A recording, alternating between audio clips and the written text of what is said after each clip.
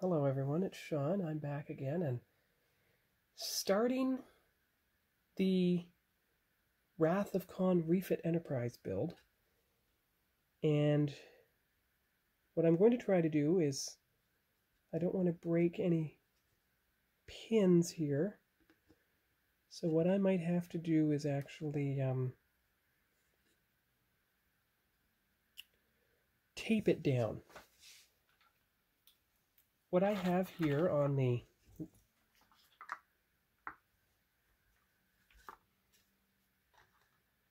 what I'm going to do is I'm going to tape it down to this so that I can make it work. I'm going to do it one saucer section at a time. And if I do a little field test here, I might just be able to put a toothpick into the... It's not big enough. But I bet I know what is big enough. Give me one moment. Here we go. Now this is what I use for replacement wheel axles. But it seems to me that they might also work to fit into the peg holes of the Enterprise and then fit down like... that's too unsteady. Okay. So they're both going to be taped to the surface of the... Both going to be taped to the surface of the spinny thing and spray painted that way. Now the rest of the hull is in pieces. So each of those pieces, if they have proper clips, or you could just use the sprue tree and spray paint them that way. So I'm going to go one piece at a time, starting with the bottom saucer, because if I make any painting mistakes, I want to know about it. And where it glues in, I want to tape off. So what I am going to do is I'm going to do a test fit of some of the parts that fit into the top and bottom saucer, just so I know what to cover up. So I will be right back. I'm also going to be using gray primer with regular shiny white over it, so I can apply the decals, but you'll still see the panel lines. Actually, I'm going to do the opposite of what I did before. Before I tried to tape the parts, this time I'm not going to do that, keeping in mind that the Aztec decals come all the way underneath before you insert the piece. I'm going to keep that in mind. That way they come out to the edge properly. But I will put all the parts in their Ziploc bag when the time comes. But for right now, I am simply going to tape it down to that section. So I'll be back when I've done that. All right, there we go. So it is now in place, ready for priming. I'm going to treat it like a model car body. Go around the outer edge first, and then the top. That way there's a barrier on the side of the model to block the paint. And, good thing is, these will be painted a light gray, so I'm going to have to mask them off, or leave them primer color. Mask them off carefully when I spray on the white. And don't forget about these two. But that's what the gray primer is for. It'll outline everything. So the water should be warm enough by now. I'm going to go do the spray painting, and I will be back when it's done. See you in a few minutes. Maybe 10 minutes. Back again. Everything's been primed. Now, if there are some spots where the primer went on too thick or didn't completely get covered, remember, this is a ship that after it was refit was out in space for 15 years and ultimately relegated to be a training vessel. Now I do want it to be a lighter color than the Excelsior. I want it to be white, not dark gray. So it is going to get a white after it's done. Maybe a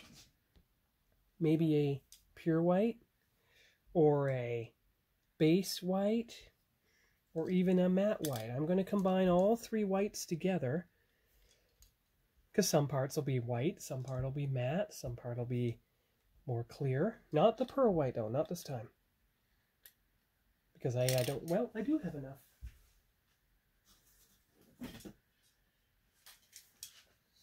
Actually, I do have enough pearl white. So what I can do is after I cover it with white again, I can give it pearl. Now, it does appear that some of the paint ran, but remember, any paint that ran, like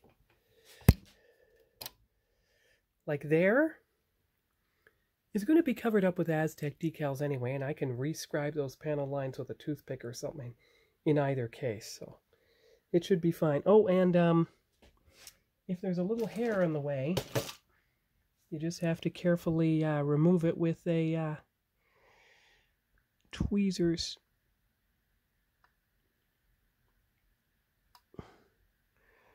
Well, I'll have to remove that hair once the paint is dried. But remember, defects are part of this ship because it was out in space for 15 years. Asteroid impacts, micrometeoroids, space dust from nebulae, orbital debris in Earth orbit from an old wrecked satellite. This is supposed to look imperfect. It is not supposed to look pristine. It's supposed to have gouges and be wrecked and look old and worn out. Deliberately. It's supposed to look that way. And even when I put on the pearlescent Aztec decals, they're going to be immediately covered up with a flat clear so they don't show up as much to make it look old and worn out. So any defect that occurs in this ship is not something I'm going to complain about. And whatever I do, I'm not putting testers on a Tamiya ship. Only Tamiya. Ever, ever, ever. Only Tamiya. Alright, so now it's time to do the Ziploc bag organizing. Don't know how I'm going to paint that tiny part now. It fell off its thing. What I'm doing with these parts is making sure to leave enough for the gripper to hold while I paint them. Now, as far as the bigger bags, well, it's going to have to be a bag like this. I don't even know if that part's long enough. It isn't. Don't worry, I'll find something.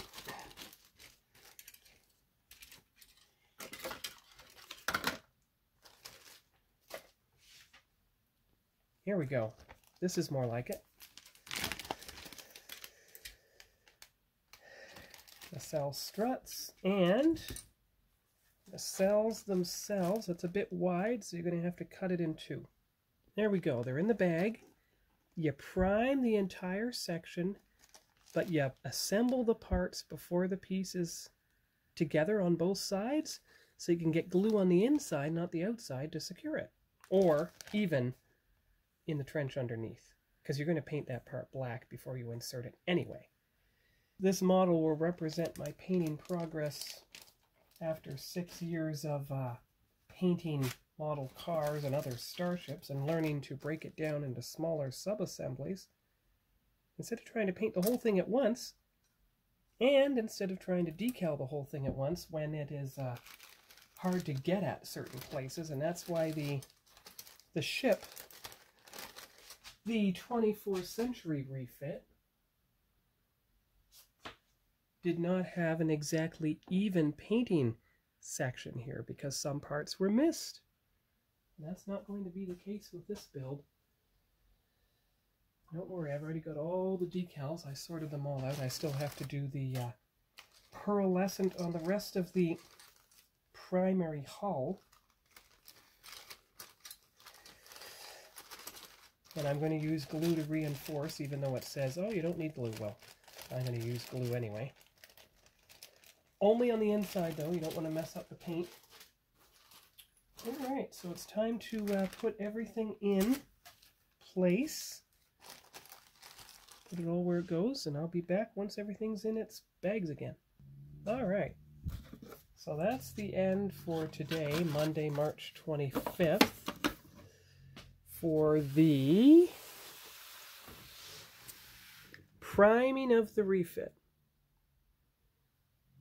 And yes, I know, it has a couple of boo-boos, but, like right here, the paint pooled too much, but give it a chance to dry. I'm sure it'll be fine once it does. Besides, it'll be covered up by Aztec decals. It was the wind. That was the problem. And I realize that I'm going to have to take the parts off there once they're dry, so I can put the toothpicks and grippers in place on this and do parts of the secondary hull and the nacelles.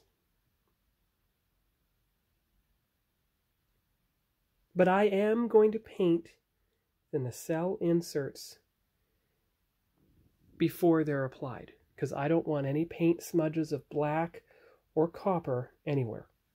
And as you can see on the box, copper there, black there. And it's a lot easier and a lot more accurate to paint it before it's inserted. And of course the light blue there and on the edge of the nacelle.